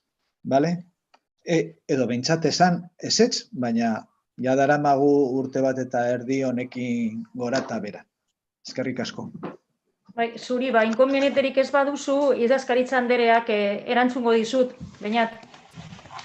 Vale, Beñat, le estaba comentando a Elisabete. A ver, nosotros ya tenemos implantado en el aplicativo de registro un sistema que es el sistema de intercambiación de registros, sistema SIR se llama. Entonces, se supone que vamos a estar todas las administraciones interoperando. Estamos pendientes para poder implantarlo de que nos formen. Y si os fijáis, cuando accedéis al registro de entradas en el aplicativo, hay un apartadito arriba que pone registro SIR. Entonces, se trata de que cuando una persona presente aquí un registro dirigido a otro registro de otra administración, automáticamente lo podremos lanzar. Pues entiendo yo que eso va a sustituir, cuando ya estemos todos dentro de la interoperabilidad, va a sustituir al antiguo sistema de hacer un convenio con el gobierno vasco para poder mandar documentación presentada aquí a otras administraciones. Ados, Arantxa, eskerrik asko. Muchas gracias por la información. Y a ver si se pone rápidamente en marcha. Venga. Vale, va. Gehiago, eskurik? Aitor? Bai, oin dela 2 aste inguru eskatu genitu en el estado de las cuentas. Jakita el estado de las cuentas. Eta ez dugu erantzunik jaso. Asuntoa da, legaldi hontan zehar, ja dagoeneko sartu ditugula 253 erregistro mota guztietakoak, arlo ezberdinetan, proposamenak, abizuak edo informazio eskariak. Berriki, adibidez, urgentzia eskatu genuen jakitek zein zen gorlizko egoera eta baloratzea herriaren egoera, ere eskatu dugu urgentziaz tabernen itzieraren arira komun publikoak kokatzeko aukera baloratzea herriko zonalde ezberdinetan, azkenan tabernak itzita daude, zerbitzu bat eskaintzen dute, eta batez ere, hirugarren adineko pertsonak, ez daukate komunik. Edo eskatu dugu jakiten, eta hori, oindela gitzi, eskatu genuen gauza simple, hain simple bat da, jakitea zein den el estado de las cuentas. Eta hori da bakarrik zuek emotea agindu bat kontu hartzaileari, eta esatea, ematea agindu bat eta berak pasatzea guri informazio hori. Es darle un botón en el Excel y no os lo habéis pasado. No sé, algo tan sencillo como el estado de las cuentas, que es darle que vosotros, en este caso, le digáis a la interventora que dé un botón en el Excel, así hablando coloquialmente, y nos pasa esa información. Bueno, pues hori ez duzu egiten. Baina eske hau da, izaten ari da tonika gurekiko, eta baita beste herriko beste egiekiko, eta bar. Lehen esan dut, egin ditugu 250 erregistro, eta soilik erantzun diguzue 150-era. Ez dakit, nik uste dut oposizioa garela, hemen gauden guztiok zuek, gu, gara ordezkari legitimoak, eta oposizioaren lana da, kasu honetan ere fiskalizazio lana, egitea, haizeak lehen oso ondo azaldu du. Eta hortaz, behintzat, ordezkari legitimoa garen enean, eskatzen duguna da, gure lana errestea. Besterik gabe, orduan eskatzen dugu, mesedez, gure lana errestea. Kasu honetan, eskatu dugu, el estado de las cuentas, alba usue, pasatu informazio hori, mesedez. Eta beste hainbat gaiekin berdin, dekretuekin begarratzen dena, edo dena helakoa. Bueno, yo discrepo con lo de que esto es una tónica. Nosotros, además de contestar escritos, tenemos que atender, bueno, un montón de asuntos y de eso se trata gobernar. Creo que no se puede generalizar diciendo que esa es la tónica que tiene el Gobierno respecto a la oposición, ni muchísimo menos. Y respecto a la petición a la que te refieres, pues haremos lo que proceda y para daros la información a la mayor brevedad. No sé si Hacienda tiene más información sobre esa petición. No. En este momento dice que no. Vale, Hitor, pues nada, recogemos la solicitud y intentaremos hacerosla llegar a la mayor brevedad. Bueno, Eli, no sé si la tónica puede ser, o sea, estamos hablando que de 250 registros se han contestado al 30%, por cierto, que de todos los registros que metemos, el 75% es en euskera y el 75% de vuestras respuestas es en castellano, Diño. Orain, euskaraldiaren kontuarekin gaudela eta abenduaren hiruko kontuarekin, sin más, gogoraztea. ¿Sabes cuál es? Barkatu, amaitu mesedez. Ya de paso. Nuestra tónica es venir a trabajar al ayuntamiento. Aquí no os vemos nunca, porque la mitad de los escritos que presentáis se pueden resolver tocando la puerta de la alcaldía, el despacho de los técnicos o del Partido Nacionalista Vasco. Pero como no venís, no podemos. Todo nuestro contacto es epistolar. Entonces es agotador, porque nada hay más sencillo que meter un escrito telemático, déjame que termine, y esperar meter y meter, presentar y presentar, que forma parte del trabajo de la oposición, que es perfectamente respetable. Pero en 5 minutos haces un escrito o 5 si estás inspirado y luego hay que trabajar, dar salida a esos escritos. Algunos requieren de la intervención de técnicos o terceras personas que a su vez tienen su carga de trabajo. Y yo creo que calificar que nuestra tónica es no contestar, muchas veces se contesta en herderas pues porque no haya más demora en la elaboración de los documentos, porque para que vaya el euskera perfecto a veces pues tendría que ser, según quien lo responda, pues que vaya con el servicio de traducción, y muchas veces se hace por agilizar. Entonces, a mí me encantaría que tocaseis más las puertas de los despachos porque hay cuestiones bien sencillas, por ejemplo, la que te he referido de los baños públicos que la está tratando Imanol para efectivamente ponerle un remedio, porque durante la pandemia era un verdadero despropósito cerrar los baños y la gente se las arreglaba para que quedasen abiertos y se convertían en posibles focos de infecciones o de otro tipo de cosas, y ahora verdaderamente la situación en la que está la hostelería y cerrada, pues verdaderamente hacen falta. Bueno, pues a eso le estamos dando solución. Si alguno de vosotros, que soy consciente que tenéis que combinarlo con vuestro trabajo, viniera, pues todas esas cuestiones tan sencillas aquí con una simple conversación se os daría la información. Entonces, muchas veces vuestra propia dinámica epistolar hace que esto sea súper farragoso y engorroso, pero bueno, habéis elegido esa forma de trabajar y de relacionarnos. No pasa nada, pero vamos, que de ahí a que esto se llame una tónica, pues no puedo estar de acuerdo. Zer gehiago? Bai, no, iruditzen zait, harrigarria, gustatzen zaizu askotan, esatea zer egin behar den udal gobernuan. Eta badakigu zer egin behar den udal gobernuan, porque betekizunak berdinak dira zue gobernatzen duzunean eta gu gobernatzen genuenean. Hori badakigu. Eta guk ere erantzuten genuen, Eta aurreko legealdian adibidez erantzun ziren erregistroen zuen eskakizunen 60%. Eta zuek bakarrik 30%.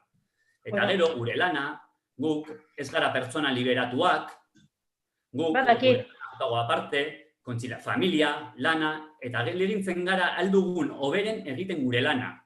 Baina autokritika egin beharrean, beti leporatzen diguzu guri zer egiten ez dugun edo nola egiten dugun. Kasu honetan, gaude eskatzen mesedez aldatzeko norabidez, oposizioak eskatzen dituenean hainbat kontu, informazioa edo dena helakoa erantzuteko, eta zu egiten duzuna da gure kontra egin, esateko guk ez dugula gure lana ondo egiten, ez garela agertzen udaletxetik. Ez dut hori esan.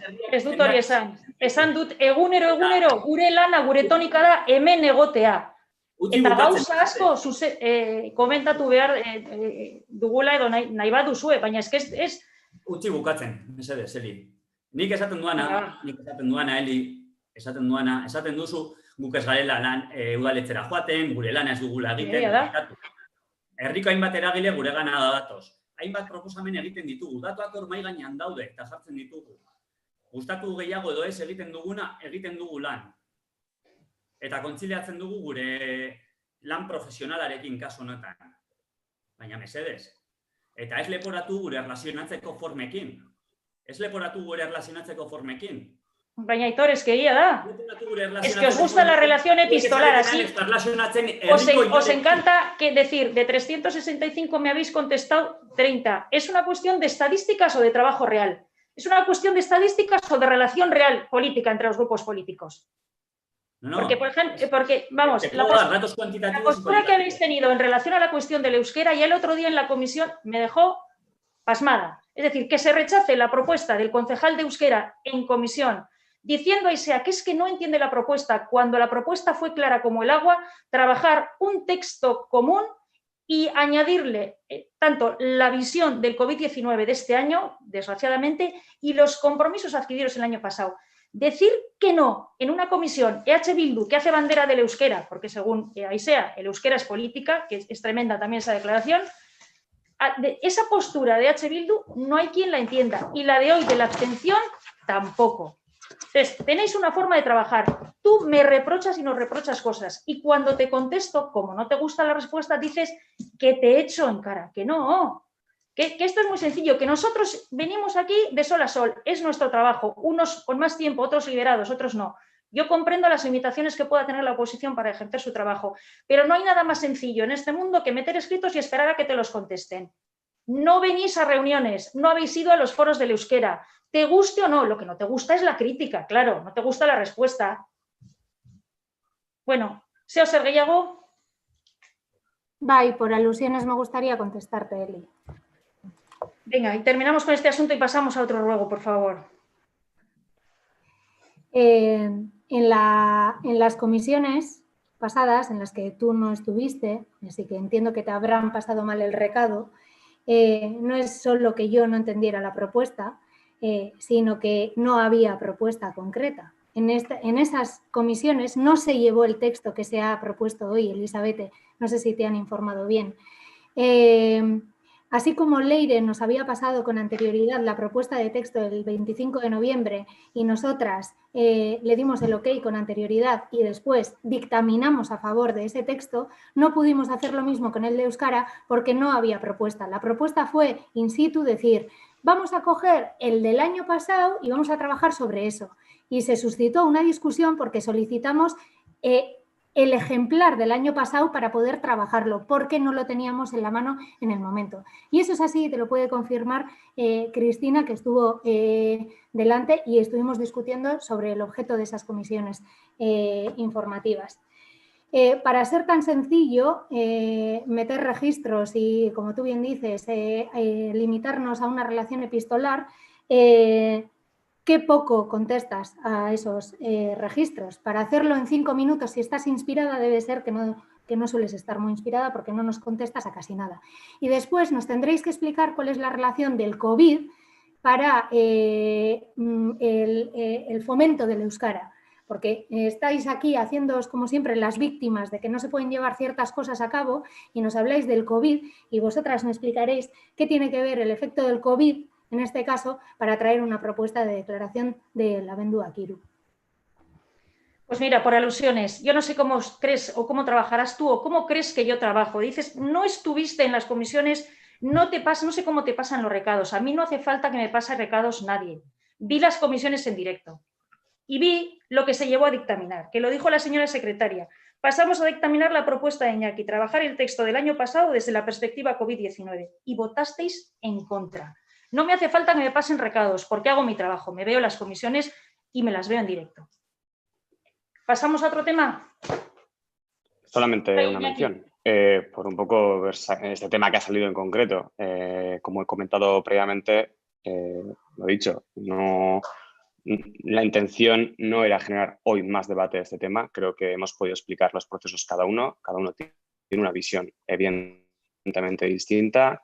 Doy por cerrado ese debate y por lo tanto existen otros foros para poder trabajarlo. Os esperamos en esos foros, igual que venís a otros y en los que podemos seguir participando y, de verdad, con una voluntad constructiva. Ahora, evidentemente, coincido con Alcaldesa en que la dedicación que damos a todo el contenido y a la respuesta en diferentes textos, no solo a la oposición, sino a otros agentes, sino a otras instituciones, sino el trabajo que supone, recordar un poco, como ha dicho Aitor, que esa convivencia y es un poco que ese equilibrio, ¿no?, entre el trabajo, lo personal, evidentemente, no es una cuestión solo de los concejales de EH Bildu, sino que es también la de los concejales que no estamos liberados, que en este caso de 6 somos 5 y que te puedo garantizar que nos supone un trabajo muy importante a todos, no solamente ser oposición, que tiene un trabajo concreto, pero como entendéis y habéis estado en el gobierno, el estar con diferentes carteras y delegaciones supone un trabajo muchísimo mayor. Entonces, intentamos atender a todo lo posible, pero esa dificultad que tú mencionas, Aitor, la tenemos todos los que no estamos liberados, todos. Y, por lo tanto, hacemos frente de la misma forma todos nosotros. Aizeo zer gehiago mesedez. Sí, hay 2 manos, Aizea y Aitor, no... Ez naz fijatu nor egin duen lehenengoa. Ez, Aitorrena da lehengo eskariaren arirakoa. Hau eskari edo galdera, bueno, eskaria, kasu honetan, berri bat da. Gure eskaria da, azaroaren 20an, araldik erregistroaren bitartez eginiko eskariaren arirakoa. Nuestro ruego en este caso es en relación a la solicitud que Araldi metió el día 20 de noviembre para poder participar después de ruegos y preguntas en este pleno. Ellas que conocen que anteriormente se ha hecho, solicitaron tomar parte para explicar su situación y nosotras te hacemos el ruego de que se les posibilite. Sabemos que se les ha contestado que por problemas técnicos no se puede hacer y sabemos también que se les ha aclarado que esta sesión está siendo telemática por voluntad de EH Bildu y queríamos aclarar por una parte que no es voluntad de EH Bildu, no es una pedrada, no es una preferencia. Lo hicimos, la solicitud la hicimos y se lo comentamos a Imanol y lo comentamos también en las comisiones por responsabilidad y por coherencia con las medidas que se vienen aplicando. Por eso creímos y creemos que es la manera más correcta de celebrar estos plenos y, no obstante, la participación después de ruegos y preguntas, porque no está reglamentada la participación ciudadana, lamentablemente, podrían hacerlo tranquilamente si se les pasara un link, por lo que entendemos que la negativa es política y el ruego sería que se les enviara el link para que pudieran participar ellas ahora mismo, cuando terminemos ruegos y preguntas. No sé cómo te pasan los recaos, como dices tú, Aisea, pero además de lo que dices, que ya sabéis porque se os ha contado, no sé si os han contado, pero si no te lo cuento yo, que con Araldi nos hemos emplazado porque ya estaba pendiente además a una reunión para la próxima semana y ahí nos contaremos presencialmente todo lo que sea preciso. No sé si Leire, como concejala que le concierne un poco dentro de sus áreas esta asociación, quiere añadir algo más. Se me oye, ¿verdad? Tengo abierto el micro. Vale. No, pues sí, por supuesto, con Araldi llevamos ya unas semanas trabajando porque pues todas las exigencias que supone la puesta en marcha de actividades con todo el tema de pandemia está siendo laborioso, está siendo costoso y yo entiendo perfectamente sus inquietudes y sus preocupaciones y la verdad es que está siendo trabajoso pues poder poner en orden toda la información necesaria para poder llevar a cabo, para que puedan reiniciar o llevar a cabo sus actividades de una manera segura y siguiendo siempre las indicaciones que estamos manejando a la hora de, bueno, pues el tema del número de personas en los grupos, pues el problema que supone el no poder utilizar los locales del Cristo para determinadas actividades que tienen que estar emplazadas en equipaciones deportivas. Todo eso supone una reestructuración de horarios, de grupos, aparte de, bueno, de otras cuestiones que también queremos tener claras a la hora de sentarnos con ellas y pues poder dejar las cosas bien preparadas, organizadas y con la máxima seguridad posible para que ellas puedan hacer uso porque va a haber que ampliar el horario de uso de las instalaciones del polideportivo para que puedan desarrollar sus clases, en fin, y toda una serie de cuestiones que van más allá del uso de espacios que tenemos que tener muy claro para la hora de poder, a la hora de sentarnos con ellas, como llevamos haciendo pues bueno, por reuniones, por teléfono, por mails, llevamos trabajando este tema que soy consciente de que se prolonga en el tiempo, pero porque nosotros queremos estar muy seguros y porque muchas veces, por muchas, no depende de voluntad o decisiones por parte de este equipo de gobierno, por parte de esta concejalía, sino que necesitamos tener informaciones técnicas, informaciones normativas y tenerlo todo claro para dejarlo todo ordenado y para que puedan reanudar y para que puedan llevar a cabo su actividad pues, a la mayor celeridad posible. Esa es la circunstancia en la que venimos trabajando y como ha dicho Eli, tenemos ahora pendiente una reunión de la que esperamos que sea ya definitiva para poder tener sobre la mesa todos los datos necesarios para que Araldi pueda continuar pues con la mayor normalidad posible dentro de estas circunstancias su actividad y bueno, tener claro los pormenores y hasta qué punto es, bueno, pues qué trabas o qué no trabas podemos tener para que eso sea así, porque ya, bueno, entiendo que está siendo difícil. Vale, eskerrik asko Leire, zeo zer gehiago? Bai, honen harira. No es lo mismo recibirles en una reunión el martes que darles voz para que hablen en un pleno, Elisabete. No es cuestión de recados, es cuestión de diferencia de concepto de participación, por una parte. Por otra, estamos viendo que los criterios son desiguales. Hay algunas instalaciones deportivas que están abiertas, otras están cerradas, las culturales están cerradas, el turismo luego está abierto, está cogiendo funciones de Goñiportal. Entonces, en cuanto al tema de los protocolos del COVID, queríamos pedir que se unificaran los criterios. PTV está cerrado, pero luego se les pide que graben no sé qué. No sé cómo lo estáis gestionando, pero desde luego hay bastante agravio comparativo. Y luego ya lo último, y que tiene mucho que ver con esto, es con el tema de las subvenciones. Dijisteis que estaban todas pagadas, lo dijo en concreto Nieves, pero hemos visto que a Isanic, una histórica de este pueblo, se le ha pagado recientemente, se le ha autorizado el pago de 1.155 euros. Hemos visto con pena... 1.000 no, 2.000 y pico. Perdón, serán 2.000 y pico, tendrás razón. Hemos visto con pena que es bastante menos de lo que han solicitado y debe de ser que es por un criterio técnico con respecto a la actividad.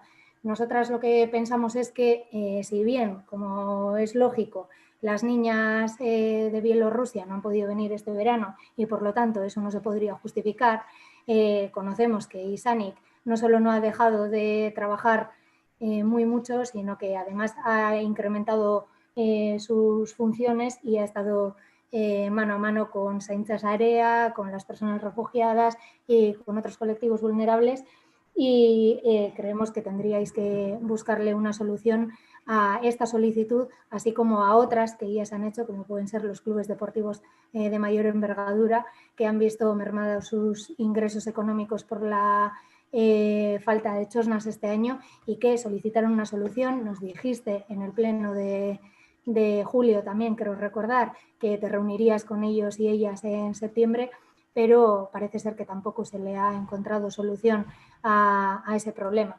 Entonces, que se unifiquen los criterios para el COVID-19 y los locales municipales cedidos, que se unifiquen los criterios en torno a las subvenciones, no que se busquen soluciones para unos y luego para otras no, y que se tenga en cuenta que en una situación como la que estamos viviendo habría que hacer un esfuerzo mayor para buscar la manera de atender a estas solicitudes.